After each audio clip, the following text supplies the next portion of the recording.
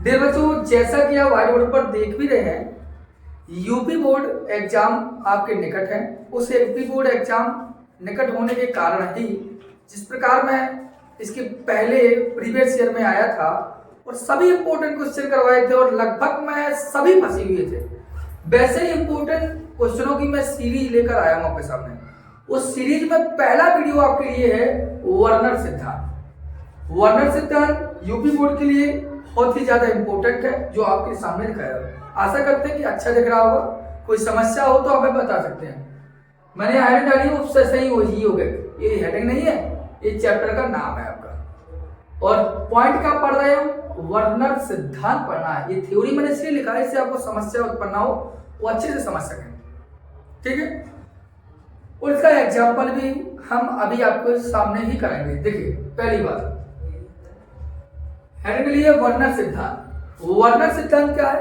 Werner एक वैज्ञानिक का नाम है। वर्नर का एक वैज्ञानिक का नाम, और वर्नर वैज्ञानिक का नाम है, उनके द्वारा ही एक सिद्धांत दिया गया, इसे वर्नर सिद्धांत कहते हैं। और यह वर्नर सिद्धांत अल्फ्रेड वर्नर ने दिया था। किसने दिया था? अल्फ्रेड वर्नर ने। कब दिया था? यह सिद्धांत 1892 ईस्वी में अल्फ्रेड वर्नर नामक वैज्ञानिक ने अपना सिद्धांत दिया। किसके लिए दिया? अरे सर, दिया तो दिया, किसके लिए? केंद्रीय धातु परमाणु के लिए। किसके लिए दिया? केंद्रीय धातु परमाणु के लिए। क्या है केंद्रीय धातु परमाणु? आपको पता है, कोई भी ब्रैकेट हो और ब्रैकेट में कोई भी कंपाउंड लिखा हो, जैसे यहाँ लिखा K4, यहाँ लिखा Fe, यहाँ लिखा Cl का होल से, इस प्रकार कोई कंपाउंड हो, या हम तो कहते नहीं, कहोगे सर बार बार रिपीटिंग वही करते हो, तो नया लीजिए PtCl का होल से। अरे और बताइए सर जी कौन? देखिए CuSO4 का होल ट्वाइस 1/100, CuNH3 का होल 4, ये बाहर लिख दिया हमने SO4। ठीक है, अब हमने कहा बताइए मैं कौन सा सेंट्रल मेटल एटम है, क्योंकि वर्नर भाई साहब ने सेंट्रल मेटल एटम की ही बात की। क्या बात की? देखो कहां होता है सेंट्रल मेटल एटम? अरे सर जी, ब्रैकेट जैसे स्टार्ट हो, ब्रैकेट जैसे स्टार्ट हो, ब्रैकेट जैसे ही स्टार्ट हो, जो कुछ भी यहां मिल जाए वही सेंट्रल मेटल एटम, वही सेंट्रल मेटल आयन ही होता है। स्टार्टिंग हुआ यहां से, जो कुछ भी मिला वही सेंट्रल मेटल एटम, वही central metal ion. Bracket start हुआ, क्या मिला? Pt, यही central metal atom. Bracket start हुआ, क्या मिला? Co, यही सेंट्रल मेटल एटम है। अर्थात ब्रैकेट जैसे ही स्टार्ट होगा तो जो कुछ भी मिलता है वही केंद्रीय धातु परमाणु है। और केंद्रीय धातु परमाणु पता होने के बाद जो कुछ भी बचा वह लिगेंड है, वह लिगेंड है। देखिए, ये अभी आपने पता लगाया कि सेंट्रल मेटल एटम है, अर्थात केंद्रीय धातु परमाणु है। इसके बाद क्या बचा? Cn बचे। कितने बचे? 6। समझ लो 6 के 6 लिगेंड आए। जैसे Pt लिखा, आपको पता चलेगा ब्रैकेट स्टार्ट हुआ, Pt केंद्रीय धातु परमाणु है। इसके बाद क्या बचा? Cn। कितने बचे? 6 के 6 लिगेंड है। आपने देखा Cu लिखा, क्या है? केंद्रीय धातु परमाणु। इसके बाद क्या है? NH3 लिखा। कितने हैं? 4, तो 4 लिगेंड है। इस बात में ये लिगेंड वो बाकी आपके सामने इतनी बुद्धि समझ आ गई। अब देखिए, इन्हीं के लिए वर्नर भाई साहब ने बातें की हैं। कुछ क्या बातें की हैं? सेंट्रल मेटल एटम या सेंट्रल मेटल आयन की 2 प्रकार की बैलेंसी होती है, 2 प्रकार की संयोजकताएं होती हैं। कितनी बड़ी संयोजकता होती है? 2 प्रकार की। 2 प्रकार की जो संयोजकताएं होती हैं वो आपके सामने प्रस्तुत है। देखिए कैसे हैं। पहली कहता है भैया प्राइमरी बैलेंसी, दूसरी कहता है सेकेंडरी बैलेंसी। देखिए, इसलिए आपको जल्दी समझ में आया, फिर एग्जांपल दूंगा, पढ़िए मजा आएगा। ये समझ लीजिए 4 नंबर का क्वेश्चन आपका कंप्लीट है। 4 या 3 का निश्चित समझ के रखिए आप, ये निश्चित बात है, क्योंकि पॉइंट केवल उसी बात पर होगी। आज से पूरी सीरीज जो चलेगी आपकी, वो बोर्ड एग्जाम चलेगी, सब इंपोर्टेंट क्वेश्चन होगा। पहली बात प्राइमरी बैलेंसी, दूसरी बात मतलब वो कहते हैं जो केंद्रीय धातु परमाणु Fe हो, या केंद्रीय धातु परमाणु Pt हो, या केंद्रीय धातु परमाणु Cu हो, या केंद्रीय धातु परमाणु कोई भी हो, तो उसकी 2 बैलेंसी होती हैं। अब तक हम 9th 10th 11th तक पढ़ते आए क्या कि सोडियम है तो 1 संयोजकता, मैग्नीशियम है तो 2 संयोजकता, कैल्शियम है तो 2 संयोजकता, एल्यूमिनियम है तो 3 संयोजकता। इस प्रकार हम संयोजकता पढ़ते आए। लेकिन वो कहते नहीं, अगर उपसंयोजी यौगिक है, कोऑर्डिनेशन कंपाउंड है, तो उसकी दो संरचनाएं होंगी, उसमें उपस्थित धातु की, इसमें उपस्थित धातु Fe की दो संरचनाएं होंगी, Cu की भी दो होंगी, कि सबकी दो दो होगी। कौन कौन होंगी? वो कहता है एक प्राथमिक संयोजकता, दूसरी द्वितीयक संयोजकता। पहली प्राइमरी वैलेंसी, दूसरी सेकेंडरी वैलेंसी। किसकी? केंद्रीय धातु परमाणु की। किसकी होंगी? केंद्रीय धातु परमाणु की। रट लीजिए, याद कर लीजिए तुरंत है भाई कि केंद्रीय धातु परमाणु की दो प्रकार की संरचना होंगी, ऋणात्मक संयोजकता एंड द्वितीयक संयोजकता। दो पॉइंट आप समझ लीजिए। लेकिन यहाँ पर जगह छोड़ी है, पता क्यों? अब बता दें, जो प्राइमरी वैलेंसी होती है भैया, वो एक प्रकार की बच्चा ऑक्सीकरण संख्या होती है। क्या होती है? ऑक्सीकरण संख्या, अर्थात जिसको हम कहते हैं ON। ON का मतलब क्या? Oxidation number. द्वितीय संख्या क्या होती है सर जी? द्वितीयक संयोजकता होती है सर जी समन्वय संख्या। दूसरी संख्या होती है समन्वय संख्या, अर्थात कोऑर्डिनेशन नंबर, अर्थात CN लिखते हैं, not a cyanide, coordination number, समन्वय संख्या। मतलब प्राथमिक संयोजकता अगर पूछे क्या है सर? ऑक्सीकरण संख्या। द्वितीय पूछे सर समन्वय संख्या। समन्वय संख्या क्या? द्वितीय संख्या। प्राइमरी वैलेंसी क्या? ऑक्सीजन संख्या। ऑक्सीजन संख्या क्या है? Primary valency. प्राइमरी वैलेंसी क्या? ऑक्सीजन संख्या। समन्वय संख्या द्वितीय संख्या। द्वितीय संख्या क्या? समन्वय संख्या। कैसा भी पूछे किया जाए तो वो कहता है कि केंद्रीय धातु परमाणु की दो प्रकार की संयोजकता होगी, प्राथमिक संयोजकता, द्वितीय संयोजकता। प्राथमिक संयोजकता होगी वो ऑक्सीकरण संख्या होगी, द्वितीय संयोजकता होगी वो समन्वय संख्या होगी। ये बात है। फिर क्या कहता है? वो कहता है सर जो प्राथमिक संयोजकता है ना, प्राथमिक संयोजकता मुझे डॉटेड रेखा द्वारा लगती है, अर्थात जैसे आपके पास केंद्रीय धातु परमाणु आपके पास सपोज Fe है, या हम कहते हैं Cu है, या हम कहते हैं कुछ भी है, उसकी दो प्रकार की संयोजकता होगी, एक होगी प्राथमिक, द्वितीय। प्राथमिक क्या होती है? डॉटेड, मतलब डॉट डॉट लगा दे, समझ लो, प्राइमरी वैलेंसी। द्वितीय ठोस लय, द्वितीय संयोजकता ठोस रेखा, देखो लिखा भी है। तो प्राथमिक संयोजकता अगर तुम्हें ऐसा लग रहा हो, समझ लो प्राथमिक वैलेंसी है, ऐसा मिल रहा हो, द्वितीय संयोजकता है, खत्म। अर्थात ई की भी कोई की भी दो संयोजकता हो सकती है, इस बात। अब क्या है और भी समझो क्या कहता है, फिर एग्जाम्पल समझ आएगा। फिर कहता है कि प्राथमिक संयोजकता हमेशा धनात्मक होती है, पहली बात। प्राइमरी जो वैलेंसी होगी वो हमेशा पॉजिटिव होगी, उस पर जो चार्ज वाला सिस्टम होगा वो पॉजिटिव संख्या कहलाती है, जो ऋणात्मक लिगेंड द्वारा संतुष्ट। जब भैया पॉजिटिव होगा तो नेगेटिव तो संतुष्ट करेगा ही, कॉमन सी बात है। तो प्राइमरी वैलेंसी हमेशा धनात्मक होती है और ऋणात्मक लिगेंड द्वारा संतुष्ट होती है, प्रसन्न होती है। आयवन ठीक है, ठीक। और द्वितीयक संयोजकता लिगेंड के द्वारा इलेक्ट्रॉन युग्म ग्रहण कर संतुष्ट होती है। जो द्वितीयक संयोजकता अर्थात जो समन्वय संख्या है वो इलेक्ट्रॉन युग्म ग्रहण करेगी और फिर संतुष्ट होगी, इधर। और प्राइमरी वैलेंसी ऋणात्मक लिगेंड, द्वितीय संयोजकता इलेक्ट्रॉन ग्रहण करेगी। प्राइमरी वैलेंसी क्या करती है? ऋणात्मक लिगेंड द्वारा द्वितीय संयोजकता इलेक्ट्रॉन युग्म ग्रहण करेगी। अब यहां बताया कि द्वितीयक संयोजकता त्रिविम में, मतलब जो 3D था ना, X X Y X Z X, वो त्रिविम में एक निश्चित ज्यामितीय विन्यास में होती है। मैं अभी बता रहा हूँ क्वेश्चन में, लेकिन ज्यामितीय विन्यास बताने से पहले मैं कुछ बातें बताना चाहता हूँ। यहाँ देखिए, जैसे कंपाउंड लिया था हमने, देखो हमें लिया CuNH3 का होल 4 और लिखा है SO4 लास्ट में। यहाँ केंद्रीय धातु परमाणु कौन है बताओ? वो आपको पता है, केंद्रीय धातु परमाणु में सर जी C। ये क्या है सर जी? सेंट्रल मेटल एटम है। समझ में लिखते हुआ ब्रैकेट स्टार्ट हो जो मिले सेंट्रल मेटल। अब देखियो मैं दूसरी बात क्या जानूंगा? यहाँ दूसरी बात ये जानूंगा कि इसकी बताइए कितनी वैलेंसी सर? दो होंगी। कौन कौन सी? एक होगी आपकी फर्स्ट वैलेंसी, एक हुई सेकंड। फर्स्ट वैलेंसी कौन सी होती है सर जी? ऑक्सीकरण संख्या होती है। द्वितीय वैलेंसी सर जी द्वितीय समन्वय संख्या। देखिए अब मैंने कहा सर जी ये बताइए ऑक्सीकरण संख्या इसकी कितनी होती है? निकाल लीजिए। समन्वय संख्या कितनी होती है? निकाल लीजिए। कैसे निकालते हो बताइए? ऑक्सीजन संख्या पता लगाने, देखो कॉपर की पता लगानी तो कॉपर की मान लो x, कॉपर के बाद क्या है NH3 तो प्लस लगा बीच में, डिफरेंस एलिमेंट्स या डिफरेंस कंपाउंड आए तो बीच में प्लस लगाएं, तो बीच में लगा प्लस। NH3 एक कंपाउंड है, उसकी हमेशा 0 होती है तो 0 × 4।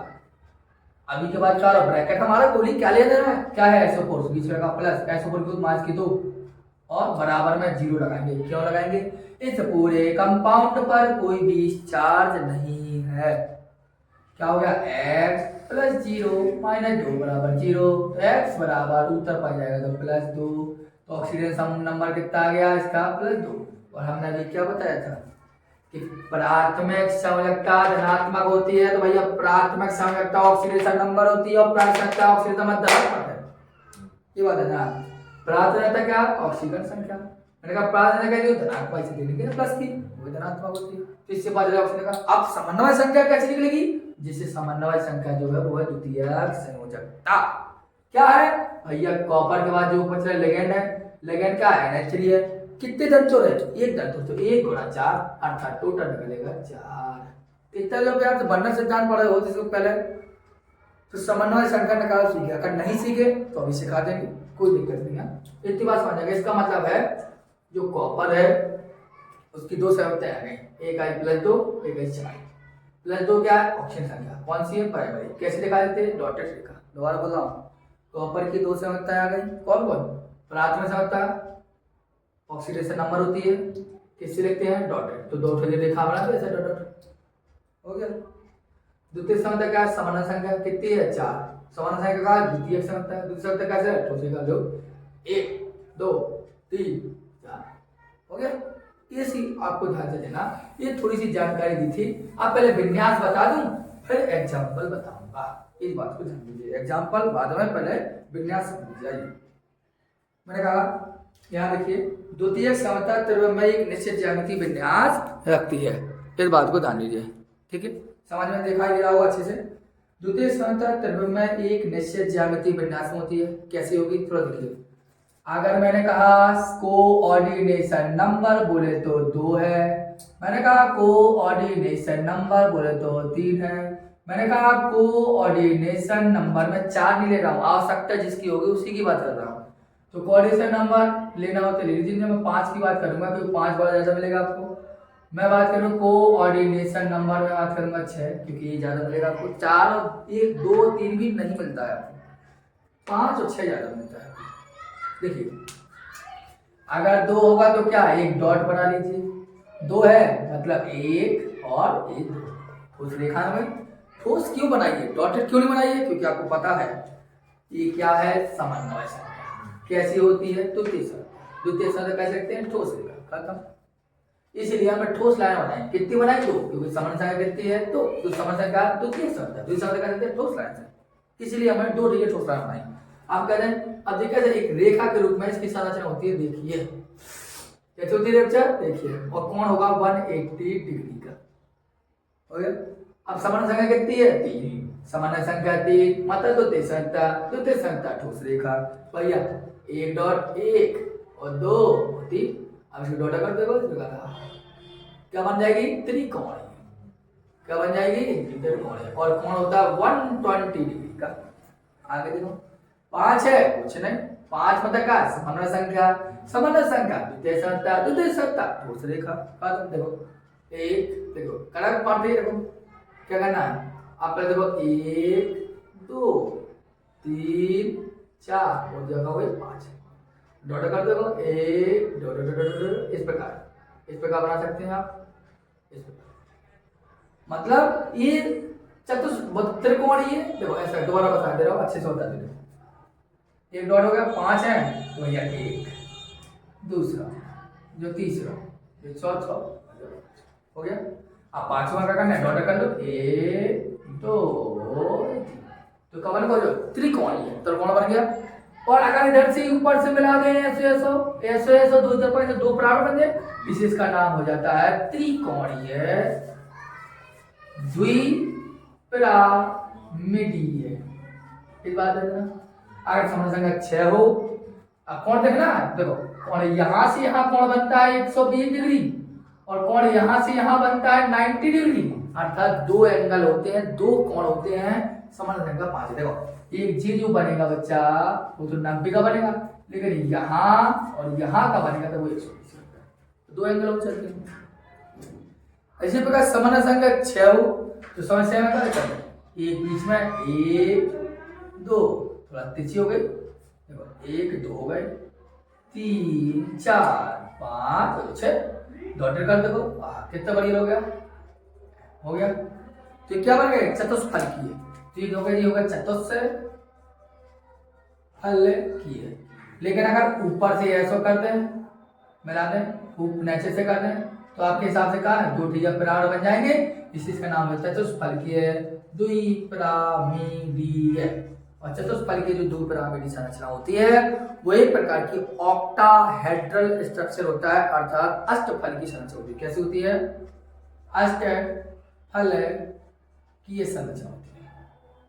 ये कैसी होती है? ये षटफलकीय संरचना होती है। इस बात रखना, ये मैंने केवल आपको थ्योरेटिकल पोर्शन समझाया है। अब मैं इसका एक एग्जांपल लूंगा तो आपको और अच्छा लगेगा कि सेंट्रल मेटल की दो संरचना होती है, प्राथमिक संरचना, द्वितीय संरचना। प्राथमिक संरचना ऑक्सीजन संख्या होती है, द्वितीय संरचना समन्वय संख्या होती है। प्राथमिक संरचना हमेशा धनात्मक होती है और ऋणात्मक द्वारा संतुष्ट होती है।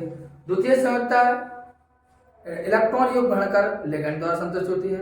और द्वितीय संरचना द्वितीय और द्वितीय संरचना में एक निश्चित ज्यामितीय विन्यास में होती है, जो आपको दो तो कैसे चाहिए। यहाँ पर एक पॉइंट और भी है उनका, जो मैं आपको बता दूं। यहाँ पर 5वें नंबर का पॉइंट बता दो, मस्तिष्क से निकल गया था। क्या है कि सेंट्रल मेटल एटम हो या सेंट्रल मेटल आयन हो, दोनों प्रकार की संरचनाएं रख सकता है। दोनों प्रकार की संयोजकताएं रख सकता है, रख सकता है। इस बात को ध्यान रखना। मतलब केंद्रीय धातु परमाणु या केंद्रीय धातु आयन दोनों संयोजकताएं रख सकता है, इसमें कोई दिक्कत की बात नहीं। अब हम चलेंगे आपके लिए एग्जाम्पल के पास। इसको एक बार समझ लीजिए, देख लीजिए। देखिए, अब क्वेश्चन को देख लीजिए आप लोग, इस बार जरूर समझ में आ रहा होगा। देखिए क्या क्वेश्चन कहता है। ये वो थ्योरी थी जो अभी आपने समझी। अब ये क्वेश्चन होगा, ये उसी थ्योरी के आधार पर क्वेश्चन सॉल्व करना है। क्या कहता है कि COCl3 into 6H2 and COCl2 into 5H2 and COCl2 into 4H2 and COCl2 into 3H2 की अभिक्रिया, मतलब सबकी अभिक्रिया एक एक करके EgNO3 से कराते। मतलब E की क्रिया पहले E से करा, E की अभिक्रिया फिर E से करा, E की रही से, E की रही से, तो क्या होता है AgCl के पहले मिला 3, फिर कराओ मिला 2, फिर कराओ मिला 1, फिर कराओ 0 अवशेष प्राप्त होते हैं। ठीक है, तो ये क्या हो रहा है उसे समझना है कि सबसे पहले वो कहता है कि जो क्वेश्चन दिया गया है, इस क्वेश्चन के आप पढ़ लीजिए, बार बार पढ़िए, 2 बार कम से कम एग्जाम पढ़िए, फिर आपको समझ में आएगा। इसी आधार पर कहते हैं क्रिया करता है, तो वर्णन सिद्धांत के आधार पर सूत्र बताना है और इसकी संरचना बनाकर बतानी है। 4 कंपाउंड है और 4 संरचना बनती है। कैसे बनती है थोड़ा देखिए। मैंने कहा COCl3 6H3। देखिए यहाँ देखना, एक एक पॉइंट समझना। मैं देखूं ना देखूं, आप तुम क्वेश्चन को देखना पहला पॉइंट, क्योंकि अगर मैं देखूंगा तो देखिए इस एक एक करके देखते हैं हम अच्छे से कि COCl3 6H2 की क्रिया कहाँ से कहाँ है AgNO3 से। तो देखिए हम लिखते हैं, मैं देखूं ना देखूं, आप थोड़ा ध्यान देना, बार बार कह रहा हूं इस बात को कि COCl3 into 6H2 की क्रिया किससे करानी है AgNO3। तो प्लस में लगा दिया हमने AgNO3। तो क्या होगा इसमें आपको पता होना चाहिए क्या होगा। AgCl के 3 मिलते हैं, इसकी क्रिया होता है, तो पहले मिलते हैं 3, फिर मिलते हैं 2, फिर मिलते हैं 1, फिर मिलता है 0। तो पहले कितने मिलते हैं 3, तो मतलब AgCl के 3, मतलब तीनों Ag क्या करता है, तीनों Cl को उठा के ले जाता है, तो 3 AgCl बनता है। ये जो होता है। दूसरे में क्या होता है, मैं एक एक करके बताऊंगा, क्योंकि 2 बन पाएंगे इस बारे में, 2 बताऊंगा पहले। फिर क्या कहता है कि COCl3 इंटू, देखो ये लिखा है 5H2 किससे क्रिया करेगा AgNO3, तो प्लस में लगा दिया AgNO3। तो क्या होगा आप जानते हैं, कितने मिलेंगे, 2 मिलेंगे। क्या मिलेंगे AgCl के 2, तो Ag क्या करेगा 2 DHCl लेके जाएगा, अर्थात 2 AgCl, मतलब एक बचा है वहीं पर अभी, ये तो होगा। इसी प्रकार ये लेके जाएगा तो ये बचेगा, फिर 0 बचेगा। अब ध्यान से सुनना कैसे होगा, समझने का सूत्र बता रहा हूं मैं, फॉर्मूला कैसा बनेगा, ध्यान सुनना, फॉर्मूला समझ में आएगा। देखिए पहले तो सबसे पहले हमेशा ब्रैकेट बनाइए, आपको कभी भी बनाना हो सूत्र तो सबसे पहले ब्रैकेट बनाइए। ठीक है, ब्रैकेट बनाइए। सबसे पहले क्या लिखेंगे, आगे वो कहता है Ag, मतलब इसकी क्रिया जब इससे होती है तो AgCl के 3 बनते हैं, मतलब Ag क्या करता है, तीनों Cl को लेकर भाग जाता है। Ag क्या करता है, तीनों Cl को लेकर भाग जाता है। तो भैया Ag क्या करता है, तीनों Cl को बाहर लेकर जाता है, बस तीनों के तीनों Cl को अलग कर दीजिए। अलग कर दिया हमने। Ag का अगर तीनों सीएल को अलग करता है तो तीनों सीएल हम अलग कर दे, क्या बचा CO बचा। तो CO तो हमेशा धातु के रूप में कोबाल्ट है क्या। अब क्या बचा है H2O बचा है, कितना बचा है 3, तो H2O का होल सेट। अर्थात सूत्र बन गया। यहाँ कैसे बनेगा देखो, ब्रैकेट बनाएगी सूत्र बना रहा हूं, क्या कहता ये क्रिया करता है तो AgNO3 क्रिया करता है, AgCl के दो जाते हैं, ओके ना, दो जाते हैं, तो दो बाहर निकालिए क्लोरीन, जितने के अलावा हो उतने बाहर निकालिए, दो निकालिए। अब क्या बनता है किनारे CO, बाकी क्या बनता है इससे से मतलब नहीं है। CO आपका 5 H2O तो H2O का होल 5 और कितना Cl है 1 Cl। अब इसका स्ट्रक्चर कैसे बनेगा, तो अगर संरचना बनानी है तो सबसे पहले इसकी दोनों के दोनों संरचनाएं पता लगाइए, दोनों के दोनों क्या कराइए संरचनाएं पता लगाइए, तभी आपको क्लियर होगी। देखिए दोनों संरचना पता लगाएंगे तो कैसे देखना, कैसे पता लगाएंगे। देखिए तो CO है, CO की दो संरचना होनी चाहिए। देखो ये लिखा है CO, कितनी संरचना होनी है, दो, primary valency secondary. Primary valency होती है ऑक्सीकरण संख्या और द्वितीय जो सेकेंडरी वैलेंसी होती है समन्वय संख्या। तो CO की दोनों वैलेंसी पता लगाइए, तो पता लगाने तो CO को मान लो x, H2 को मान दो 0 गुणा 6 प्लस Cl की मान इसकी 1 गुणा 3 बराबर 0। तो आपको पता है x बराबर कितना है 3, इसका मतलब है CO की प्राइमरी वैलेंसी 3 है। समन्वय संख्या वाली वैलेंसी H2 कितना एक दन तो लेकर, तो 1 गुणा 6 तो द्वितीय संख्या होगी 6। ऑक्सीकरण संख्या भी निकालिए और समन्वय संख्या निकालिए, यही दोनों संख्या होती हैं। तो दोनों निकालिए तो आपको पता चल गया कि दो वैलेंसी होती है, तो 6 तो 1 2 3 4 5 और जो 6, ठीक। अब E की CO की प्राइमरी वैलेंसी क्या थी 3 थी, वो किसकी लिखते हैं ऑक्सीकरण संख्या डॉटेड रेखा से, देखो 1 2 और जो 3 हो गया। अब ठोस लाइन से देखो प्राइमरी वैलेंसी ऋणात्मक लिगेंड द्वारा संतुलित होती है, तो ऋणात्मक कौन है Cl, तो 1 Cl 2 Cl और 3 Cl। अब ये वाली वैलेंसी किस द्वारा संतुष्ट होती है, तो ये वैलेंसी होती है संतुष्ट किसके द्वारा, ये संतुष्ट होती है हमेशा लिगेंड के द्वारा। तो लिगेंड कौन है H2O, तो लगा दो H2O, मतलब H2O H2O H2O H2O H2O और H2O, ठीक है। तो एक संरचना आपकी इस प्रकार बनेगी, जो फॉर्मूला इस प्रकार होता है। थोड़ा समझ में दिक्कत होती है तो एक बार वीडियो और देख लेना, फिर समझ में आ जाएगा। क्या देखना इसी प्रकार इसी संरचना बनानी, तो भैया कोबाल्ट रही, आपको पता चल ही गया है कि कोबाल्ट की इस कंपाउंड में दो प्रकार की संरचना है, एक समन्वय संख्या एक संख्या। तो समन्वय संख्या के लिए ठोस लाइन 1 2 3 4 5 और 6, ठीक है। और 3 वैलेंसी है डॉटेड वाली, 1 2 और 3, ठीक। तो यहाँ क्या आएगी, इन पर आएगी क्या क्लोरीन, तो एक क्लोरीन और दूसरी क्लोरीन, तो क्लोरीन है बाहर।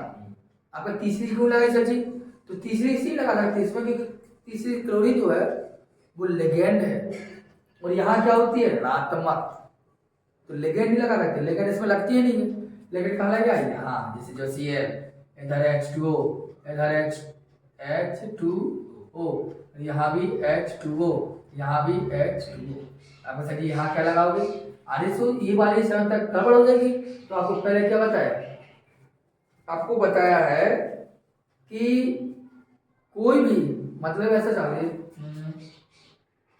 कितने लग गए 1 2 3 4 लगे, अच्छा ये हो रहा है तो 5, ये 5 रहेगा, छूट रहा था आपका। अब जवानी बैलेंसी में क्या लगाएंगे, तो आपको पता है कोई भी धातु दोनों संरचनाएं रख सकती है, तो ये खाली है तो इसको हटाइए, इसलिए साथ लगा दीजिए, ये साथ बताइए, इसको लिख लीजिए। कोई समस्या तो बताइए, अगर हो गया हो तो देखो तीसरे कंपाउंड पर बात करते हो, चौथे पर बात करते हो, देखो अलग, ठीक है। देखिए तीसरे पॉइंट की बात क्या है, और इधर हम बात कर रहे हैं चौथे पॉइंट। तीसरा पॉइंट क्या कहता है, ये वाली हो गई, ये वाली हो गई। अब बचे COCl3 इंटू 4H2, ये क्रिया करेगा किससे, AgNO3 से, जो करवा दी जिंदगी। तो क्या करता है, एक ले जाएगा और फिर अगला वाला जी रहेगा, तो मतलब एजी जाएगा सीएल के साथ, तो केवल एक एजी सीएल बनेगा। तो बस सूत्र बनाएंगे कैसे रहेंगे, ब्रैकेट उठाइए पहले तो, केंद्रीय धातु परमाणु लिख दीजिए पहले तो। अब क्या बचा, एजी क्या करेगा, एक सीएल ले आओ तो एक सीएल बाहर निकाल दो, क्या बचा, अब H2 बचे, 4 ट्रिगर तो लिखो भैया H2 का होल 4, कितना सीएल, 2 तो 2 Cl2, अब बाकी तुमको NO3 कहाँ है, Ag का तो हमारा गोली इधर यहाँ कह रहा है, तो COCl3 इंटू 6 है, नहीं कितना है 3H2 है, तो 3H2 अब क्या होगा, और ये क्रिया करेगा AgNO3 से, तो क्या कह रहा है वो कहता है 0 AgCl बनाता है, एक और नहीं बना होते, तो सूत्र बनाना, तो ब्रैकेट उठाइए, अर्थात एक और Cl बाहर नहीं निकलता है, तो कोबाल्ट धातु हो गई, H2O का होल थ्राइज कर दो, एक को बाहर नहीं निकलता है तो तीनों Cl इधर ही रख दो और बना लो संरचना। क्या बनाएंगे, कोबाल्ट उठाइए, कोबाल्ट की अभी आपने निकाली द्वितीय संरचना, ठोस लाइन जो 6 होती है इस प्रकार कर दी है। आपको पता है प्राइमरी वैलेंसी 3 होती है, तो भैया 1 2 एंड 3, यहाँ भी देखिए ऐसे, यहाँ पर 2 1 2 3 4 5 6, द्वितीय संरचना आपको पता है 3 ही है, और प्राथमिक संरचना। अब देखिए यहाँ इन ठोस लाइनों पर क्या आएगा, लिगेंड कितने हैं, 4 जी है, तो लगा दो H2 H2 H2 H2, आपका Cl भी तो लिगेंड है, अंदर है तो लिगेंड है, बाहर है तो ऋणात्मक ले, तो Cl और Cl। अब कोई बच्चा मुझे इसी कमेंट करेगा क्या, इस नदी आपने H2 लगा दिया आगे, तो वो ये गलत है क्योंकि बैलेंस ज्यादा हो गई। अरे जी आप अगर H2 नहीं लगाना है तो आप OH2 भी लगा सकते हैं, इसमें कोई दिक्कत नहीं है, मैं आपके लिए समझाने के लिए नहीं कर रहा हूँ, इसलिए मैंने आपको सीधा कहते हैं H2 लगा दे, रख दीजिए, पता है बैलेंस ज्यादा होता है कि गलत होता है बताना ऐसा। अब क्या एक Cl बाहर है तो एक Cl लगा दो यहाँ, अब 2 बैलेंस है तो इनको हटाइए इधर से, डॉट डॉट कर दीजिए इधर, इनको हटाइए इधर से, डॉट डॉट कर दीजिए, बन गया संरचना खत्म। यहाँ देखिए कितना है, 3 H2O, तो भैया एक H2O, दूसरा H2O, तीसरा H2O, और 3 ही तो है, 3 लिगेंड है तो एक Cl, दूसरा Cl, क्योंकि ये इधर इसलिए नहीं है क्योंकि ये लिगेंड है, तो इसमें कुछ नहीं है, तो इसको हटाओ, इसको हटाओ, इसको हटाओ, इधर लगा दीजिए। बस इस प्रकार संरचनाएं कहलाती हैं। 1 से 2 बार अगर आप वीडियो देख लोगे तो आपको क्लियर होगा, क्योंकि मुझे लगता है कि आपको एग्जाम्पल ज़्यादा अच्छे समझ में ना आया होगा, क्योंकि इसको रिपीट करना होगा तभी आपको समझ में आएगा। ठीक है, फिर यदि कोई समस्या हो तो आप हमें बता सकते हैं। ये आपके उपसतही यौगिक का वर्णन सिद्धांत है जो बहुत ही ज़्यादा इंपॉर्टेंट है, वो मैंने आपको दिया है। ठीक है, जय हिंद।